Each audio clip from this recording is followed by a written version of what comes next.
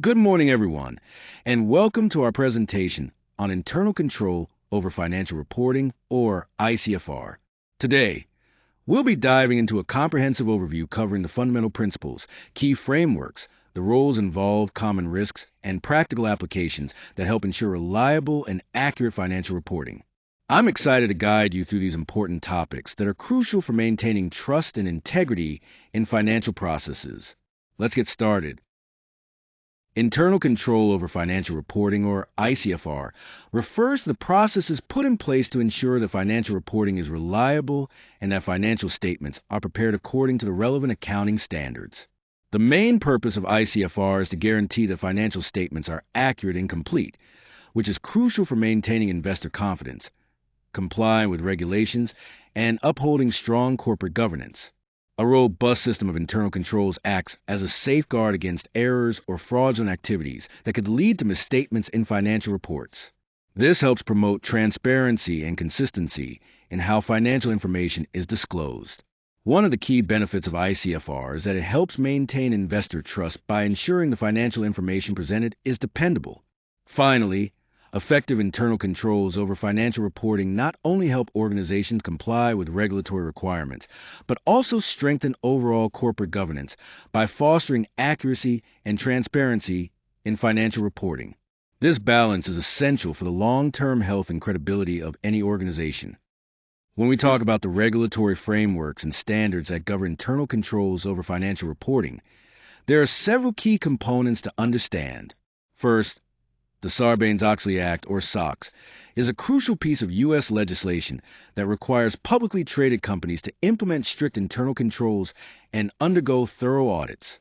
This law was designed to protect investors by improving the accuracy and reliability of corporate disclosures. Next is a COSO framework, which provides a widely accepted model offering principles for designing and evaluating effective internal controls. Many organizations use COSO as a guideline to structure their control environments. Then we have the CABE standards. These are auditing guidelines issued by the Public Company Accounting Oversight Board, specifically aimed at how auditors assess internal controls during their reviews. The Securities and Exchange Commission, or SEC, also plays a significant role through its regulations that enforce disclosure and control requirements, ensuring transparency in the financial reporting process. Finally, both IFRS and GAAP, the international and U.S. accounting standards respectively, set the rules for financial reporting. These standards have a strong influence on how companies structure their internal controls to comply with financial reporting requirements. Together, these frameworks and standards form the backbone of effective internal controls over financial reporting, helping to ensure accuracy, reliability, and compliance. When we talk about internal control over financial reporting, or ICFR, there are 5 key components that are really important to understand. First is a control environment, which sets the foundation. This reflects management's ethical values, their commitment to competence, and basically the overall tone at the top.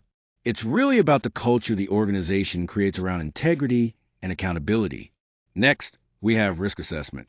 This involves identifying and analyzing any risks that could impact the accuracy of the financial statements.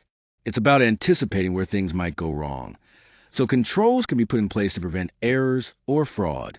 Then there are control activities, which are the specific policies and procedures designed to address those risks we just talked about. These controls help ensure compliance and the reliability of financial reporting. Information and communication is the 4th component, focusing on the systems that capture, process, and share relevant financial data.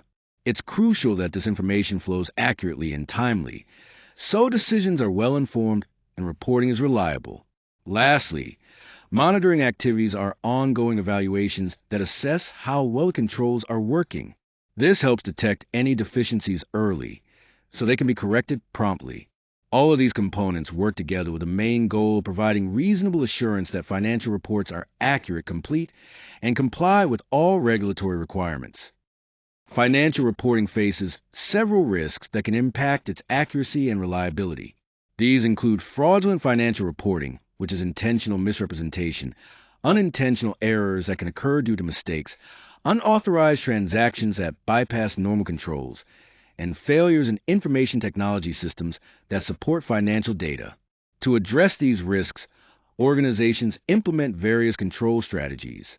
One key control is segregation of duties, which involves dividing responsibilities among different people to reduce the chance of errors or fraud going unnoticed.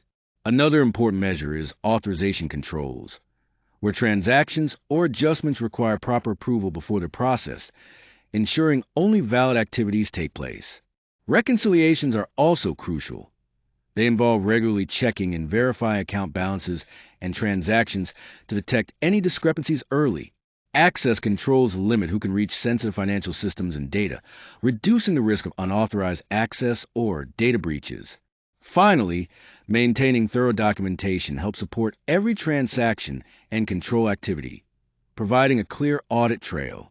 Internal audits offer an independent evaluation to confirm that all these controls are effective and functioning as intended. Together, these strategies form a comprehensive approach to safeguarding the integrity of financial reporting. When we talk about internal control over financial reporting, it's important to understand who is responsible for what. First, management plays a crucial role. They design, implement, and maintain the controls, and are ultimately responsible for certifying that the financial reports are accurate. Then we have the board of directors and the audit committee who provide oversight.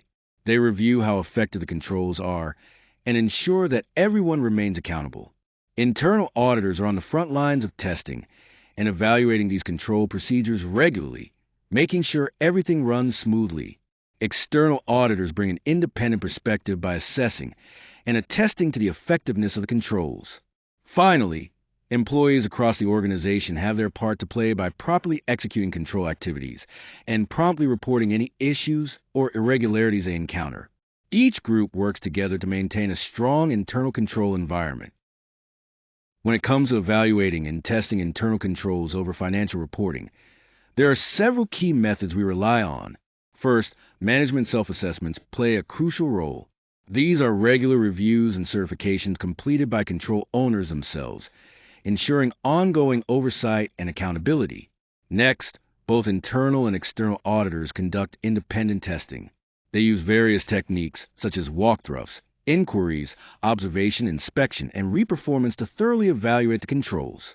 Speaking of walkthroughs, this method involves tracing transactions step by step through the control process to confirm that control is both well-designed and operating effectively. Lastly, reporting and remediation are essential. When control deficiencies are identified, it's important to communicate these findings clearly and promptly, followed by implementing corrective actions to address any weaknesses and strengthen the control environment. Together, these methods form a comprehensive approach to maintaining robust internal controls.